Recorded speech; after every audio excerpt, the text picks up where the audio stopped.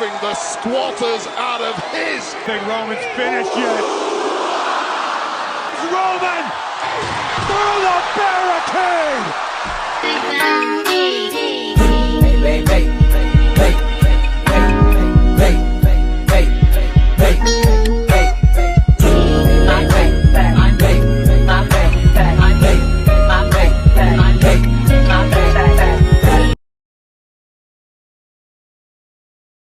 Hey, hey, Hey, what's going on YouTube land? It's your boy TJ and welcome to my YouTube channel, Wrestling Nostalgia, where I get my reviews on WWE shows and PLE events. And today we are going to be reviewing SmackDown, August 9th, 2024. But before I get into my review, let's just go ahead and give my video a like. It helps push my video through the algorithm. And without further ado, let's go ahead and get into my review of SmackDown. So we open up SmackDown with Cody Rose, and he comes out and he wants to talk about his next challenger for his WWE Championship. So he is so rudely interrupted by Solo Sikoa, and he says, look, I don't care what you want to talk about. Solo says that, you know damn well if it wasn't for Roman Reigns interfering, I would have been the new WWE champion. So before anybody else, you're going to give me my rematch. So this is when Cody Rose says, look here, you're delusional, because if you wasn't barking up Roman Reigns' tree and cosplaying as the tribal chief, you wouldn't even have been in that predicament in the first place. I said, ooh,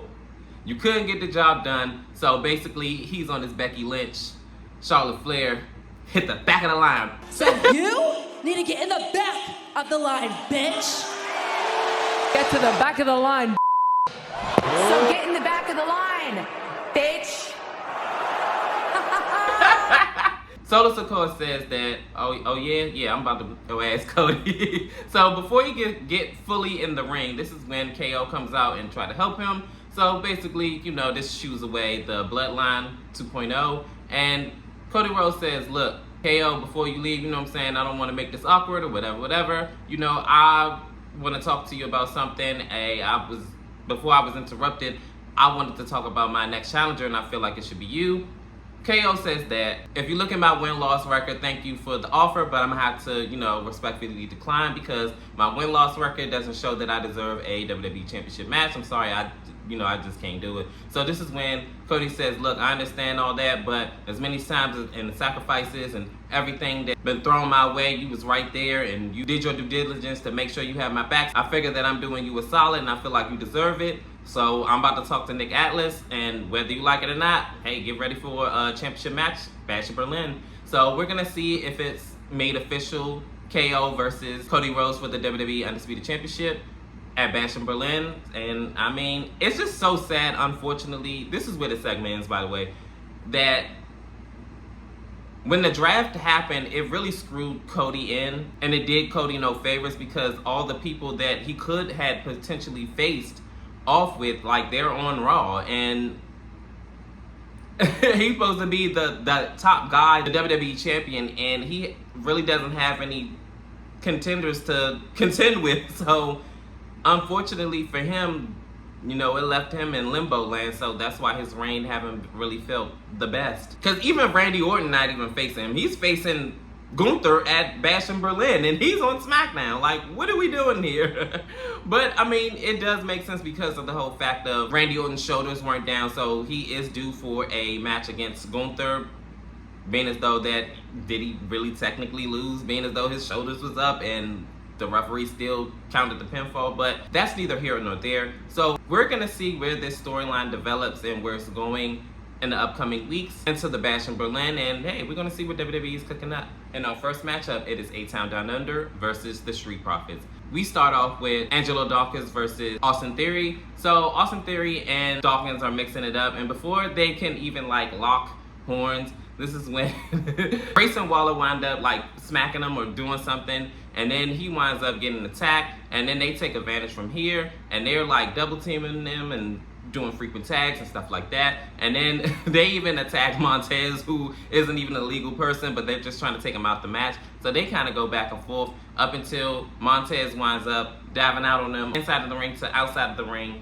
And then we go to commercial break. After commercial break, Dawkins is still getting attacked and beat up on until he winds up getting attacked to Montez Ford. Montez winds up running wild and he's doing his thing. He's beating him up and things like that. A little back and forth later. Dawkins winds up bulldozing over Grayson Waller, taking him out. And then back in the ring, Austin Theory winds up trying to do the 8-count down, but Dawkins winds up tagging Montez, and he doesn't know this. So Austin winds up getting a super blockbuster double team move, 1, 2, 3. The Street Profits winds up winning one of their tag team championship #1 contenders match. Actually, this was pretty good. Actually, this was a really, really good tag team match. We're going to see who's going to be the overall #1 contenders for the WWE Tag Team Championships against the Bloodline. In this next segment, it is Cody Rose, Nick, and KO, and they're still discussing the whole who's going to be the #1 contender. So Kevin Owens says, look, I appreciate you, Cody, but I don't deserve it. Like, you know, just go ahead and let it go. So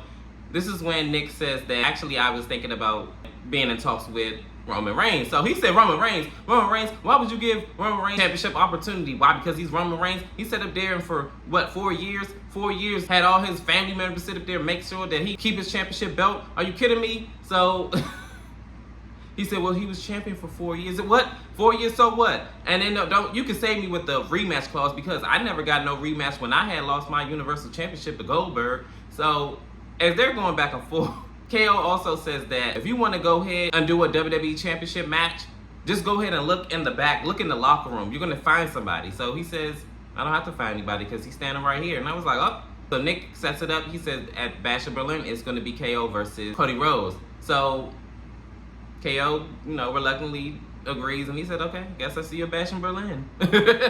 So I'm trying to figure out, was this a ploy that Todd set up? It could have been a scheme that Todd set up for him to come to you with the bush. Let me stop.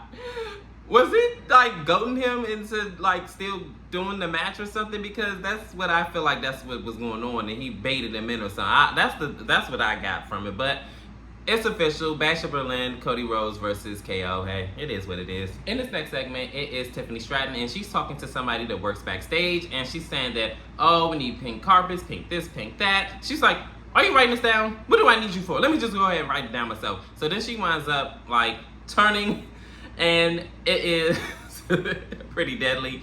And they're still trying to shop around this whole musical thing, and they're asking her about her vocal range and stuff like that. And I'm all like, dude, really? So she said, look, I'm busy. So she winds up walking off. And then she runs into Chelsea Green. So Chelsea Green says, oh, aren't you the prettiest little princess at the state fair? Yeah, if this celebration that you're like putting together is anything like this abysmal outfit, then you should let the classy one takes over. So Tiffany says, don't you have a ladder to fall off? And she said, well, Nia doesn't even like pink. And Piper Niven says that if you were really her friend, you would know that. Chelsea says that I see right through you. This is only a ploy for you to cash in on Nia Jax at this so-called celebration. So this is when Tiffany Stratton says, oh, I think you're right. Oh my goodness. Like, not only are you abysmal and all these other things that she said, you're also delusional too. Well, I have better things to do than talk to you. Toodles. And then she leaves.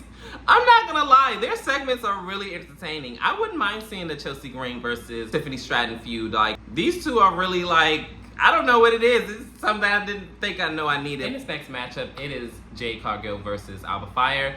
This matchup starts off with Alba Fire trying to play keep away and kick her and not trying to like really lock horns with her. So then this is when she winds up doing the go behind, but Jade Cargill winds up going and like taking her arm and like putting her in the air. Alba Fire tries to do like the roll up, but she winds up saying, baby, boom, forearms her. So then she winds up like throwing her in the corner, and then she, misses the big splash. So then Alba Fire winds up, kicking her and like doing the tornado DDT, almost get a near fall. She winds up doing a head scissors, but then she winds up going into the Black Widow, I think it's called, where like a submission hold where she kind of got like her legs wrapped around her head and all that other stuff. So Alba Fire is trying to get Alba to like do the unfair advantage and try to like put her towards the ropes or whatever. I don't know what she was trying to do, but Bianca was like, no, get back, girl. This one-on-one. Ala like, you got it, girl. So Jade winds up out of the move, and then she wound up doing the big splash and then doing the jaded.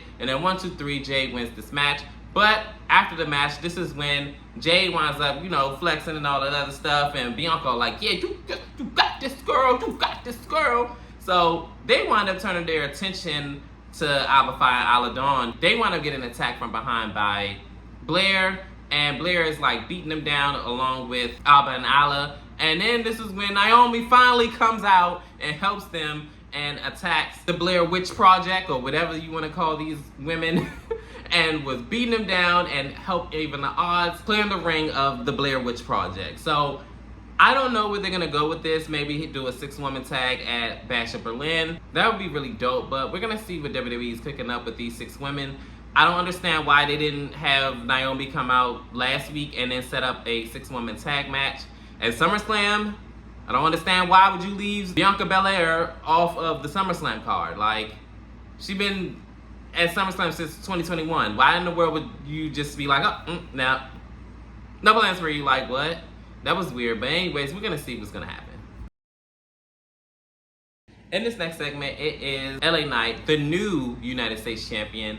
And he says that everybody would think that beating Logan Paul for me would be like even sweeter, and definitely for the United States Championship that it would be even better. I told y'all that when I came out there last week on SmackDown, when I came on that stage, that I was going to beat him for the United States title. And guess what? It came to fruition. And as your United States champion, I'm going to be a fighting champion and all this other stuff. And I definitely take his word for it. So this is when Santos Escobar comes out and he says that I don't buy you as United States champion, and it needs to be taken off of you by me. And with everybody saying Santos Escobar or whatever he said, LA Knight says that you're not going to take the United States championship off of me, not because you're not good enough, but because I won't let you.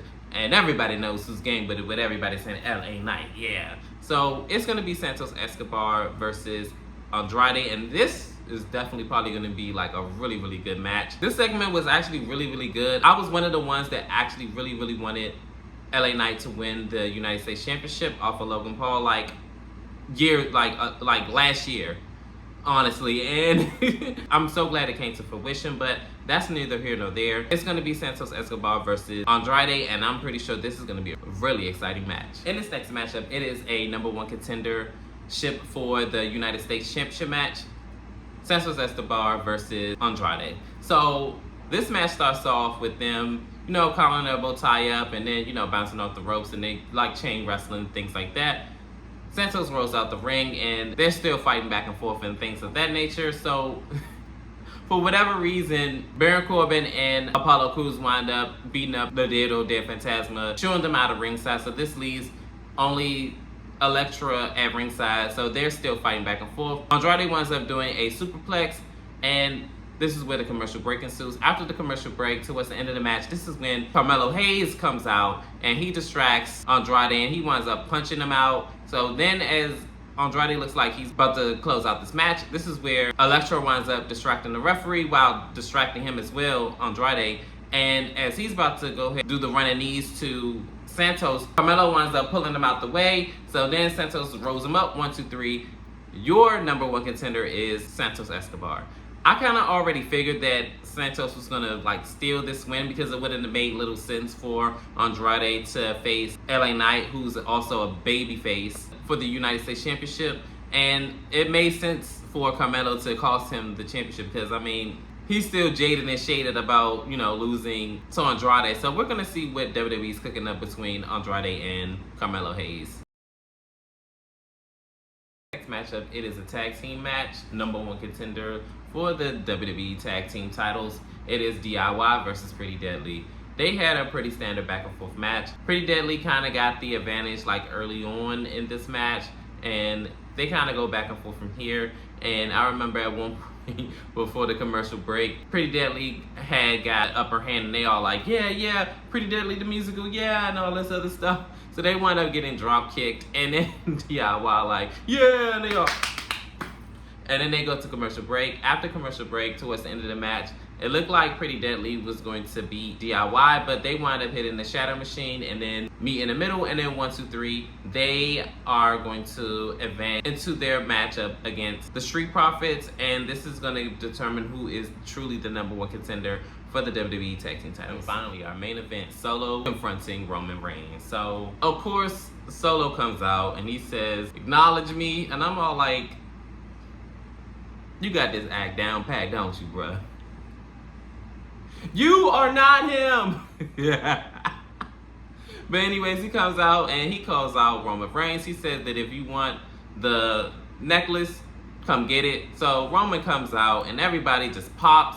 As soon as when that music hits, Roman Reigns makes his way to the ring. So the Bloodline 2.0 tries to attack him, but of course he lays them out. They try their best, but it doesn't work. He gets in the ring with Solo, and Solo is no match. He winds up getting beat up and getting Superman punched. Then this is when the Bloodline wind up taking him out of the ring. So then they wind up trying to beat up on Roman Reigns, and it works a little bit, and then they wind up getting beat up with a steel chair. And then he lays them out, spears them, all that other stuff. And now Solo is running out of there, and Roman Reigns is the only one left standing. Solo said, if you want this, you're going to have to come take it. So that ends that segment, and I'm not going to lie, I was thoroughly pleased. I was entertained. I'm glad that Roman Reigns have come back and is definitely welcomed with open arms. We're going to see what's going to happen between Solo and Roman Reigns. But overall, I enjoyed this SmackDown. Comment down below, how did you feel about SmackDown? Did you love it? Did you hate it? Could have been better? The best show of all time?